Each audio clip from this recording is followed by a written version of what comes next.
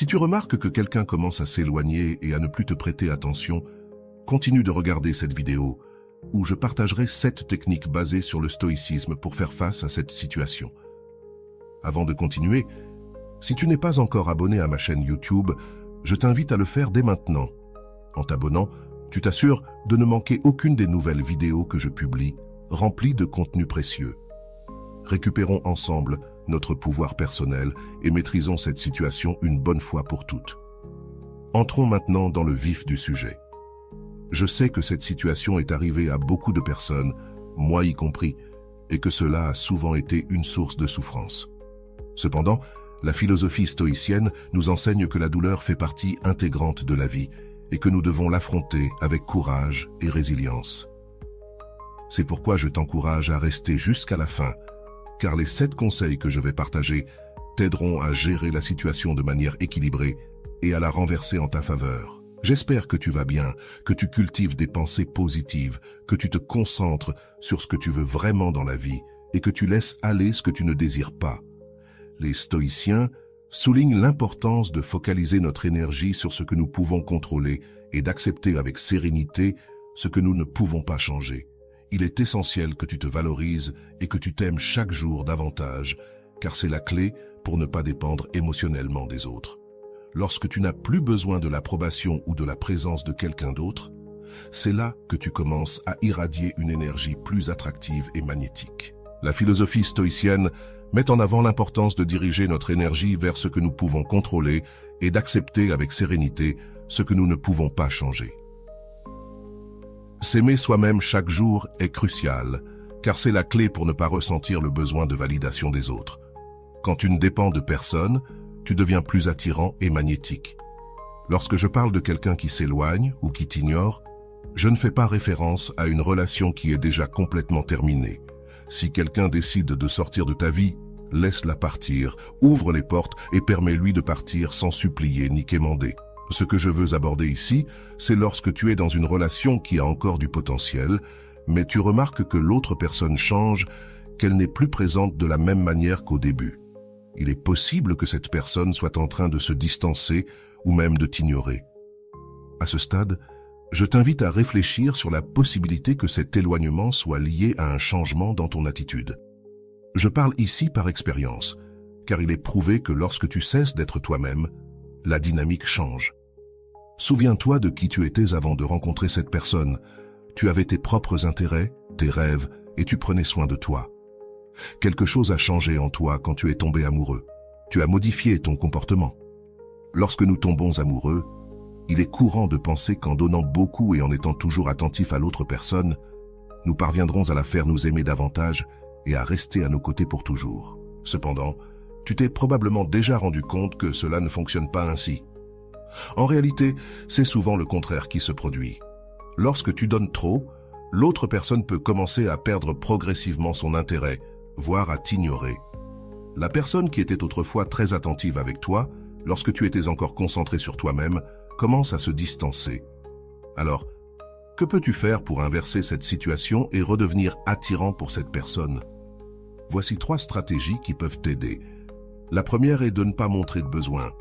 Si tu remarques que cette personne ne te prête plus la même attention qu'avant, ne te répond pas autant ou même t'ignore, évite de te plaindre. Ne lui envoie pas de message, ni ne l'appelle en lui disant des choses comme « tu ne m'as pas répondu » ou « tu m'as laissé dans le vide ». Ne montre pas que cela te touche trop. Si tu fais cela, l'autre personne percevra ta désespérance et ta frustration, ce qui peut l'éloigner encore davantage. Ce que tu dois faire, c'est agir comme si cela ne t'affectait pas, même si je sais que cela peut être difficile. La deuxième stratégie est de te concentrer sur toi-même. Reprends tes hobbies et activités que tu aimais avant de rencontrer cette personne. Recommence à prendre soin de toi. Travaille sur tes propres objectifs et aspirations. En faisant cela, tu ne retrouveras pas seulement ton essence, mais tu deviendras également plus attirant aux yeux de l'autre personne, qui remarquera ton indépendance et ta confiance en toi. La troisième stratégie est de maintenir une attitude positive et équilibrée. Au lieu de te concentrer sur ce que tu as perdu ou sur comment les choses ont changé, concentre-toi sur le positif. Pratique la gratitude et apprécie les petites choses de la vie. Garde une attitude sereine et équilibrée, en montrant que tu es capable de gérer tes émotions de manière mature et constructive. Cette attitude ne t'aidera pas seulement à te sentir mieux avec toi-même, mais elle pourrait aussi attirer à nouveau la personne qui s'est éloignée, en voyant ta force émotionnelle et ta capacité à rester calme face à l'adversité. Quand tu aimes quelqu'un, il est essentiel de montrer que tu es heureux avec ou sans cette personne. Ton bonheur ne peut pas dépendre de la présence de quelqu'un dans ta vie. Concentre-toi sur tes propres rêves et objectifs et montre que tu peux avancer, indépendamment de ce que l'autre personne fait. Si tu permets que ton bien-être dépende entièrement de quelqu'un, tu lui donnes un immense pouvoir sur toi, ce qui peut mener à la manipulation. Quand une personne commence à s'éloigner, il est possible que toi aussi, tu te sois éloigné de toi-même. Tu as perdu cet attrait parce que tu as laissé de côté tes propres intérêts et t'es concentré entièrement sur ton partenaire. Qu'est-il arrivé à tes hobbies? Si tu aimais faire de l'exercice, continue de le faire. Si tu aimais sortir avec des amis ou passer du temps avec ta famille, assure-toi de le faire. Tu ne peux pas permettre que ta vie tourne autour d'une seule personne. La clé est de ne pas paraître dans le besoin. Tu dois continuer d'être heureux, avec ou sans cette personne. Même si elle compte beaucoup pour toi, tu dois montrer que tu peux vivre pleinement. Lorsque l'autre personne remarque que tu ne te plains pas et que tu ne crées pas de drame, elle commence à se demander ce qui se passe. Elle se dira que cela ne te dérange pas si elle part et que tu continues ta vie heureuse. Même si cela te dérange intérieurement, tu montres que cette personne n'a pas de contrôle sur toi. Le contrôle est entre tes mains. Quand il voit que tu continues d'avancer, en prenant soin de toi et en menant ta propre vie, c'est à ce moment-là qu'il commence à s'intéresser à nouveau à toi. La situation change, et c'est l'autre personne qui commence à te chercher.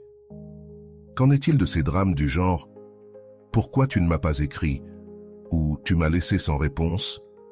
Il n'existe plus parce que tu as ta propre vie et des choses à faire. De plus, lorsque tu reçois un message, ne te précipite pas pour répondre. Si tu le fais, tu montres de la désespérance et du besoin, comme si tu attendais à côté du téléphone pour répondre rapidement et exprimer tes sentiments. Ne montre pas que tu dépends de ce message pour être heureux. Quand tu ne montres pas de besoin, la relation devient plus équilibrée. Si l'autre personne sent que tu es toujours disponible et attentif, elle peut perdre de l'intérêt, car elle ne ressent pas la même attraction. Ne lui donne pas ce pouvoir. Montre que tu as ta propre vie et que tu es heureux avec ou sans cette personne. Le deuxième point est de ne pas être toujours en attente de la personne qui te plaît. Je comprends qu'au début, c'est difficile, parce que quand quelqu'un compte pour toi, tu veux passer le plus de temps possible avec cette personne. Mais comment éviter de paraître dans le besoin et de ne pas lui prêter trop d'attention? Pour cela, tu dois avoir tes propres activités et te concentrer sur ta vie. Concentre-toi sur ce que tu faisais avant cette relation. Tu ne peux pas attendre que le téléphone sonne constamment ou raconter à cette personne chaque détail de ta vie. Rappelle-toi que ton partenaire n'est pas ton journal intime. Tu ne peux pas continuer à dire ce que tu fais à chaque instant. Je me suis réveillé. Je vais ici. Je reviens de là-bas. Maintenant, je vais là. Si tu fais cela, l'autre personne n'aura pas besoin de te demander comment tu vas ou ce que tu as fait. En racontant tout, tu ne laisses pas de place à la curiosité et à l'intérêt. Si cette personne ne t'écrit pas, ne désespère pas et ne te transforme pas en détective en vérifiant ses réseaux sociaux pour voir si elle est en ligne, à qui elle a écrit ou ce qu'elle a aimé. Cela crée une relation de dépendance et l'autre personne s'en rend compte. Elle verra que tu n'es pas heureux sans elle et qu'elle peut faire ce qu'elle veut avec toi, ce qui réduit son attrait. Ton monde ne peut pas tourner autour du monde de ton partenaire. Ne renonce pas à tes passe-temps pour t'adapter à elle, ni ne mets de côté tes amis pour t'intégrer dans son groupe. Penser que cette personne ne s'éloignera pas est une erreur. En faisant cela, tu te renies toi-même en tant que personne et tu perds tout ton magnétisme. Avant de te demander pourquoi l'attitude de ton partenaire envers toi a changé, demande-toi si tu as changé ton attitude envers elle. Es-tu la même personne que tu étais au début ou es-tu devenu quelqu'un de différent? Quand tu cesses de te préoccuper autant de l'autre personne et que tu te concentres sur toi-même, tu retrouves ton attrait naturel. C'est pourquoi il est essentiel d'avoir un objectif ou un rêve dans la vie. Que veux-tu accomplir?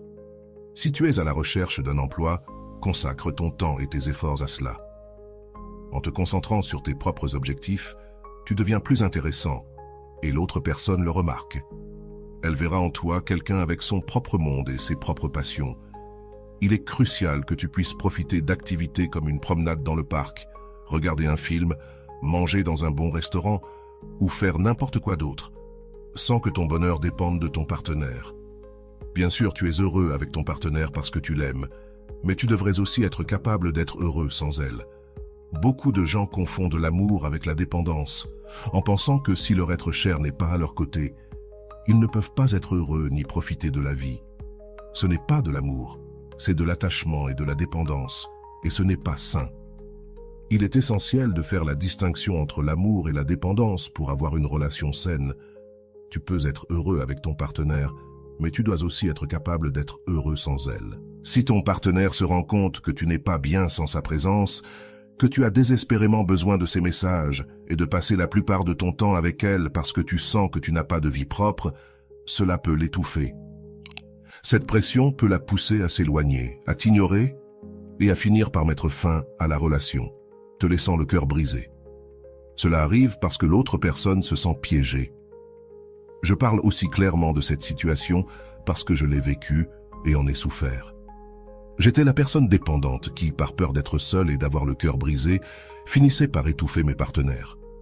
Finalement, cette peur est devenue réalité, car je me suis négligé, pensant que si je donnais trop, l'autre personne ne partirait pas. Mais c'est tout le contraire qui s'est produit. Alors, voici la troisième recommandation.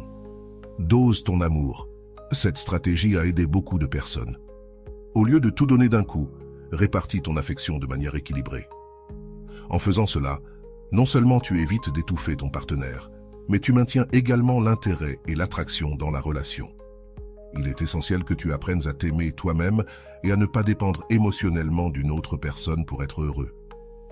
Si tu donnes tout d'un coup, et que chaque fois que cette personne te dit qu'elle a besoin de quelque chose, tu te précipites pour répondre à ce besoin, même au détriment de tes propres besoins. Tu perds ton attrait. La première personne à qui tu dois prendre soin et aider, c'est toi-même. Il est essentiel d'aimer ton partenaire, bien sûr, mais l'amour n'est pas une question de quantité, c'est une question de qualité.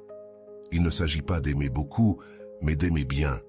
Une relation saine doit être équilibrée, sans excès, sans besoin constant ni plainte. L'amour signifie que tu aimes, mais sans t'oublier toi-même. Tu ne dois pas te sacrifier constamment, ni te retrouver sans rien pour tout donner à l'autre personne.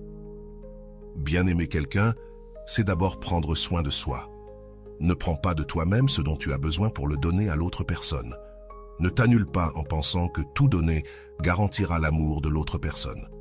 Beaucoup d'entre nous sont passés par là. Nous donnons tout à quelqu'un que nous aimons, puis nous nous retrouvons ignorés ou même trahis. Par conséquent, il est crucial de maintenir cet équilibre dans la relation. Aime ton partenaire, oui, mais assure-toi aussi de prendre soin de toi-même. Ne deviens pas un zéro à gauche en t'annulant, pensant que tout donner garantira l'amour de l'autre personne. Le véritable amour et le respect commencent par soi-même. Pourquoi cela se produit-il? Parce que tu donnes trop et négliges des aspects importants de ta vie qui te rendaient auparavant attirant et magnétique. La personne dont elle est tombée amoureuse était pleine de vie, avec ses propres passe-temps et intérêts. Cependant, quand tu tombes amoureux, si tu n'as pas appris à t'aimer toi-même, tu commences à te sacrifier et à te négliger, pensant que l'amour, c'est tout donner.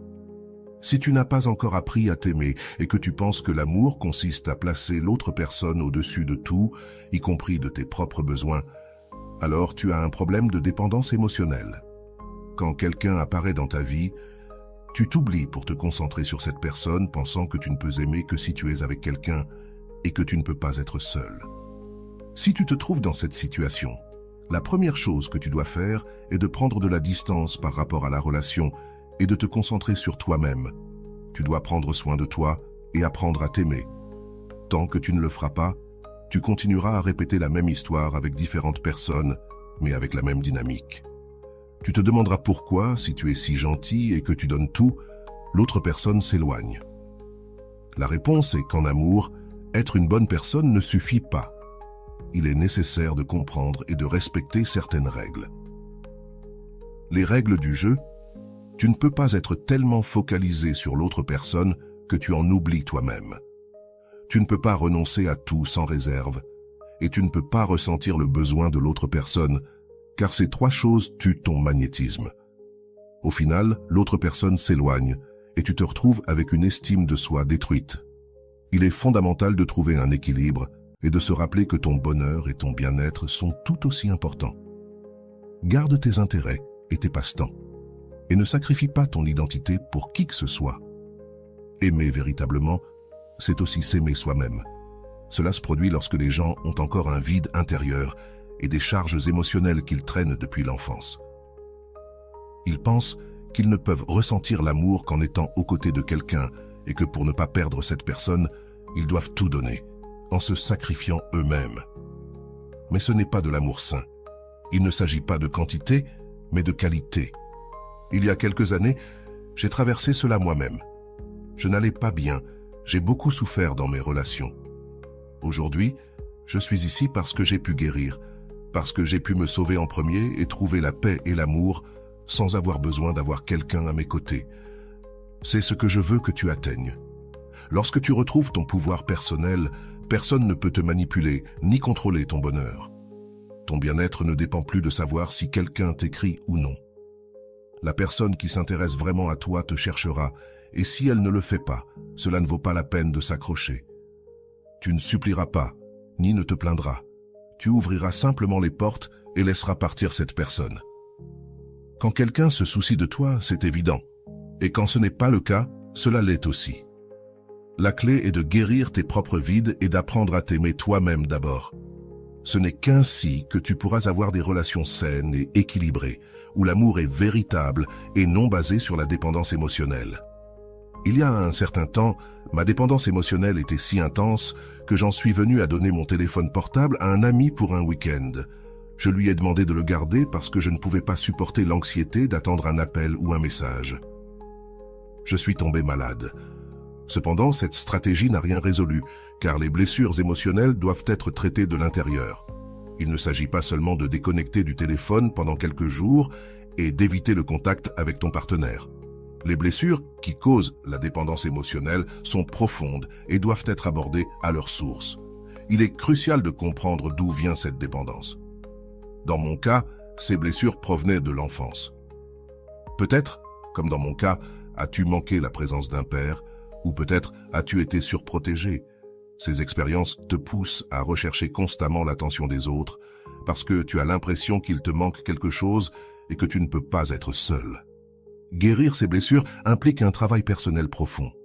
Tu dois identifier la source de ta dépendance émotionnelle et apprendre à combler ces vides par toi-même. La véritable liberté et le bonheur proviennent de l'apprentissage de l'amour de soi et d'être bien avec toi-même sans dépendre de la validation des autres. Par conséquent, si tu veux devenir magnétique et faire en sorte que tes relations fonctionnent, tu dois guérir tes blessures et apprendre à t'aimer toi-même en solitude. Prends le temps de ne plus ressentir le besoin de validation externe afin que lorsque la vie te présente quelqu'un de nouveau, tu ne répètes pas les mêmes schémas de comportement. En résumé, récupérer ton pouvoir personnel et guérir tes blessures émotionnelles est essentiel pour avoir des relations saines. Apprends à apprécier ta propre compagnie, à cultiver tes intérêts et à te valoriser sans dépendre de l'approbation des autres. Ce n'est qu'ainsi que tu pourras attirer des personnes qui te valorisent réellement et construire des relations basées sur un amour véritable et un respect mutuel. Si tu ne guéris pas intérieurement, tu répéteras inconsciemment les mêmes schémas encore et encore, jusqu'à ce que la douleur t'oblige à chercher une solution. Beaucoup d'entre vous m'ont dit qu'ils apprécient mes vidéos, mais ils retombent ensuite dans les mêmes comportements. Pourquoi cela se produit-il ? Parce qu'il y a des blessures profondes qui ne peuvent pas être résolues en regardant simplement une vidéo. Guérir ces blessures nécessite un travail quotidien et constant, tout comme je l'ai fait.